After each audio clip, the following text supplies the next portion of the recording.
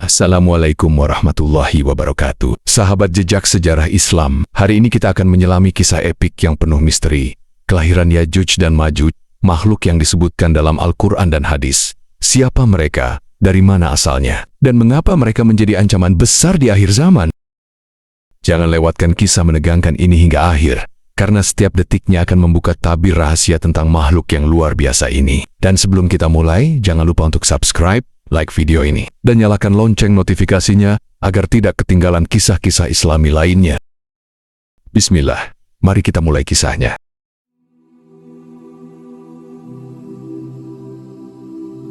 Pada masa awal peradaban manusia, sejarah mencatat bahwa umat manusia selalu berada di bawah bimbingan para nabi yang diutus oleh Allah untuk menegakkan tauhid di muka bumi. Salah satu di antara mereka adalah Nabi Nuh alaihissalam, seorang nabi yang memiliki kesabaran luar biasa dalam menyerukan umatnya untuk beribadah hanya kepada Allah dan meninggalkan penyembahan berhala. Nabi Nuh tak kenal lelah mendakwahkan kebenaran, mengingatkan kaumnya akan azab yang akan datang jika mereka terus berada dalam kesesatan. Namun, meskipun seruannya dipenuhi dengan hikmah dan kasih sayang, sebagian besar kaumnya justru bersikeras menolak ajakannya dengan keras, bahkan mengejek dan mencemoohnya sebagai orang yang tersesat. Ketika kaum Nabi Nuh tetap membangkang, Allah menurunkan banjir besar sebagai azab. Dari banjir ini, hanya orang-orang beriman yang diselamatkan, yaitu Nabi Nuh dan pengikutnya, serta keluarganya kecuali anaknya yang membangkang dan menolak ikut di dalam bahtera. Setelah banjir surut, Nabi Nuh dan para penyintas mulai membangun kembali kehidupan di bumi. Generasi yang selamat ini menjadi nenek moyang umat manusia,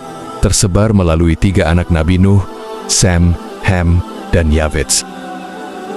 Dari keturunan Yafets, muncul berbagai bangsa termasuk yang nantinya dikenal sebagai Yajuj dan Majuj. Karakteristik fisik dan mental dari kaum ini diturunkan dari generasi ke generasi, menjadikan mereka bangsa yang tangguh namun juga destruktif. Dengan demikian, jejak leluhur mereka menjadi bagian penting dalam memahami asal-usul Yajuj dan Majuj.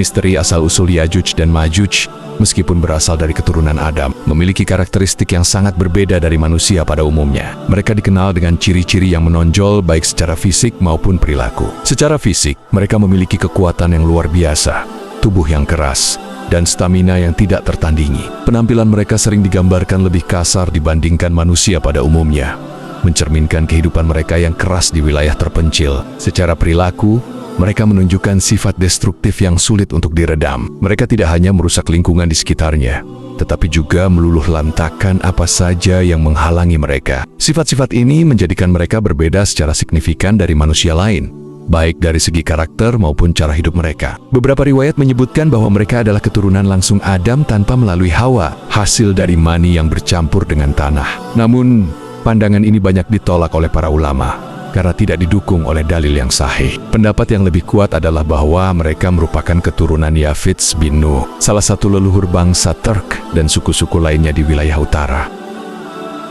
Meskipun asal-usul mereka tidak sepenuhnya jelas, sifat destruktif dan brutal mereka sudah terkenal sejak awal. Yajuj dan Majuj memiliki populasi yang sangat besar, jauh melampaui jumlah manusia biasa. Bahkan, Nabi Muhammad SAW menyebutkan dalam sebuah hadis, sesungguhnya Allah berfirman, "Wahai Adam," lalu Adam menjawab, "Aku penuhi panggilanmu, dan kebaikan berada di tanganmu." Kemudian Allah berfirman, "Keluarkanlah dari keturunanmu kelompok yang masuk ke neraka." Adam bertanya, "Wahai Rob, apakah kelompok yang masuk ke neraka itu?" Allah menjawab, "Dari setiap 1000 keturunan Adam, 999 diantaranya adalah Yajuj dan Majuj." Hadis riwayat Bukhari dan Muslim. Berdasarkan hadis lain, mereka memiliki ciri-ciri fisik tertentu seperti wajah yang lebar, mata yang kecil, dan rambut yang keriting. Keberadaan mereka menjadi ancaman nyata bagi umat manusia sejak zaman dahulu.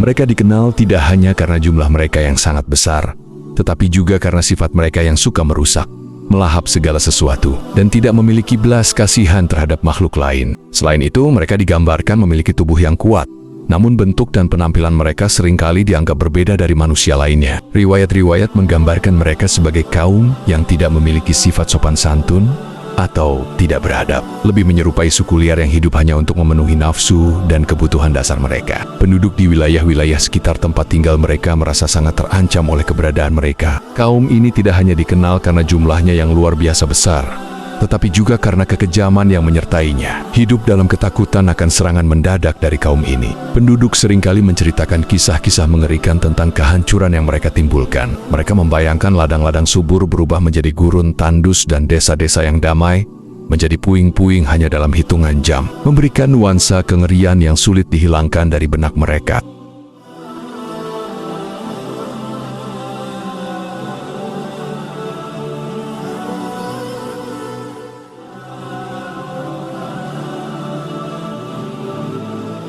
Yajuj dan Majuj tinggal di wilayah terpencil yang dikelilingi oleh pegunungan tinggi yang menjulang seperti dinding tak tertembus dan lembah curam yang gelap serta penuh dengan kabut. Tempat tinggal mereka seperti dunia lain yang tersembunyi dari mata manusia. Namun, meskipun hidup terisolasi, sifat destruktif mereka menjangkau wilayah sekitar, seperti bayangan gelap yang membawa kehancuran. Setiap kali mereka keluar dari persembunyian, suasana berubah menjadi mimpi buruk yang nyata bagi penduduk yang tak berdaya. Bayangkan langit gelap tertutup oleh bayangan mereka yang menyerupai gelombang tak berujung, dan tanah bergetar oleh langkah kaki yang berat. Di mana mereka melintas, ladang-ladang yang hijau subur hancur menjadi padang tandus.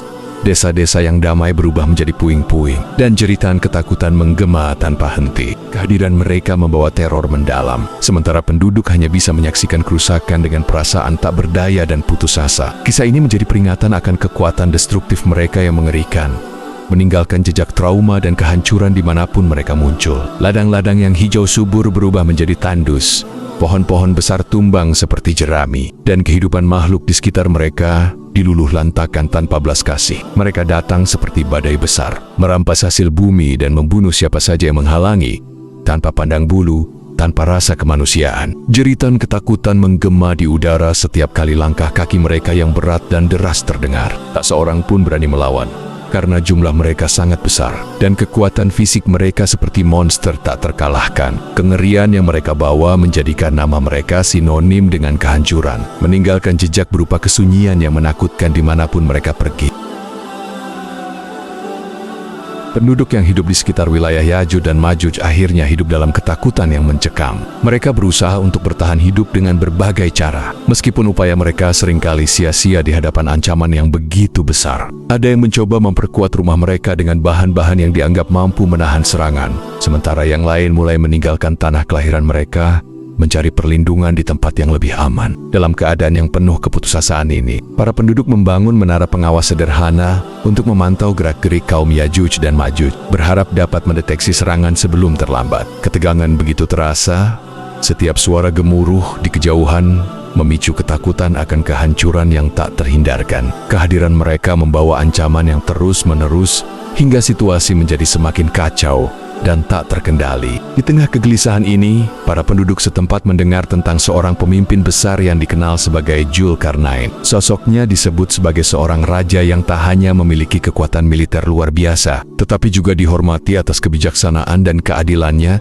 yang didasarkan pada iman kepada Allah. Ia melakukan perjalanan ke berbagai penjuru bumi, bukan untuk menaklukkan, melainkan untuk menegakkan keadilan, melindungi yang lemah, dan membawa kesejahteraan. Dengan harapan besar, penduduk ini pun memberanikan diri untuk meminta pertolongan darinya.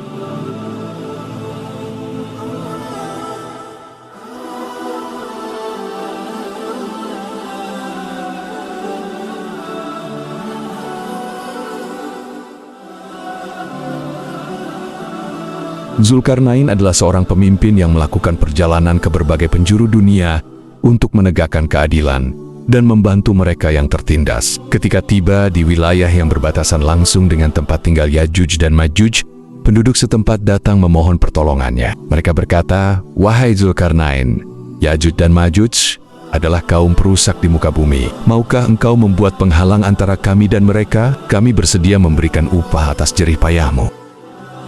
Namun, Zulkarnain menjawab dengan penuh kebijaksanaan, dengan nada yang mencerminkan keimanan dan kepedulian yang tulus. "Apa yang telah dianugerahkan Tuhanku kepadaku jauh lebih baik daripada upah kalian. Aku tidak membutuhkan harta kalian untuk membantu, karena kekayaan sejati adalah rahmat dari Allah yang telah mencukupi segala kebutuhanku. Akan tetapi, bantulah aku dengan kekuatan kalian sendiri, maka aku akan membuatkan penghalang yang kokoh untuk melindungi kalian dari mereka."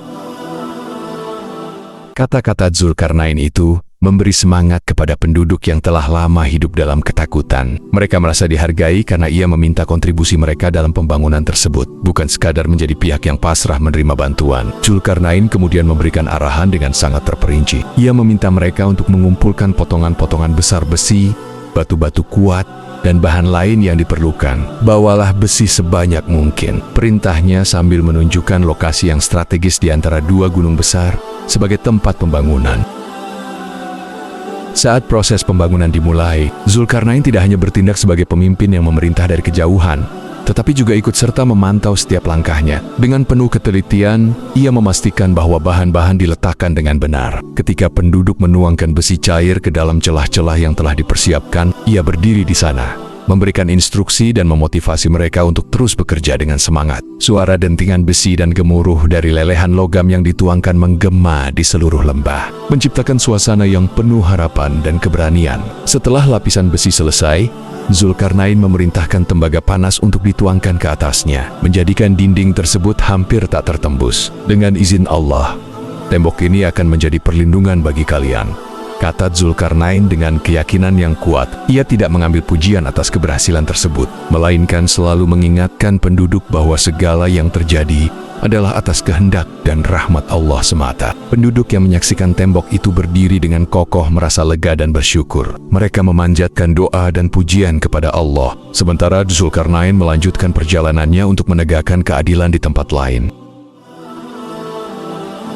Namun, tembok ini tidak akan bertahan selamanya. Ketahanan tembok tersebut pada akhirnya tidak hanya tergantung pada material kokoh yang digunakan, tetapi juga sepenuhnya berada di bawah kehendak Allah, sebagaimana disebutkan dalam Al-Quran. Usaha Ya'juj dan Ma'juj yang terus-menerus menggali dan merusak menunjukkan tekad mereka yang tak pernah surut. Ketika kehendak Allah tiba, tembok itu akan terbuka dan mereka akan menyebar ke seluruh penjuru bumi, membawa kehancuran yang tak terhindarkan.